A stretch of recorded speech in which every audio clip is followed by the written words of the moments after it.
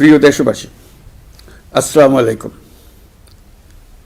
আজ আমাদের পুরো জাতি গভীর শোক ও বেদনায় নিস্তব্ধ। দেশের গণতান্ত্রিক রাজনীতির শীর্ষ নেত্রী, সাবেক প্রধানমন্ত্রী ও বিএনপি চেয়ারপারসন বেগম খালেদা জিয়া আর আমাদের মাঝে নেই। ইন্না লিল্লাহি ওয়া ইন্না ইলাইহি রাজিউন। বেগম খালেদা জিয়ার ইন্তেকালে আমরা গভীরভাবে শোকাহত ও মর্মাহত। তার মৃত্যুতে জাতি এক মহান অভিভাবককে হারিয়েছে।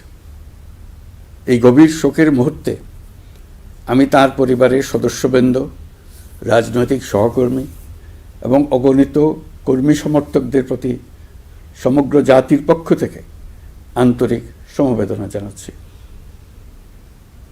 মহান আল্লাহর কাছে আমার প্রার্থনা, তিনি যেন আমাদের সবাইকে এই গভীর শোক কাটিয়ে ওঠার শক্তি দান করেন।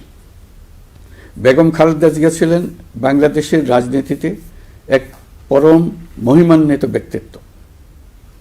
গণতন্ত্র, বহুদলীয় রাজনৈতিক সংস্কৃতি এবং জনগণের অধিকার প্রতিষ্ঠার সংগ্রামে তার অসামান্য ভূমিকা ইতিহাসে অম্লান হয়ে থাকবে। স্বৈরাচার ও ফেসিবাদের বিরুদ্ধে তাঁর আপসহীন নেতৃত্ব বারবার জাতিকে গণতন্ত্রহীন পরিস্থিতি থেকে উত্তরণের পথ দেখিয়েছে এবং মুক্তির প্রেরণা জুগিয়েছে।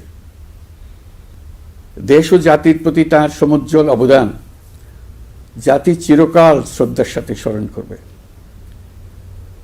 তাঁর দীর্ঘ রাজনৈতিক যাত্রা, গণমুখী নেতৃত্ব এবং প্রিয় মাতৃভূমির স্বাধীনতা ও সার্বভৌমত্বকে সমুন্নত রাখতে তাঁর অবিচল ভূমিকা অবিস্মরণীয় হয়ে থাকবে।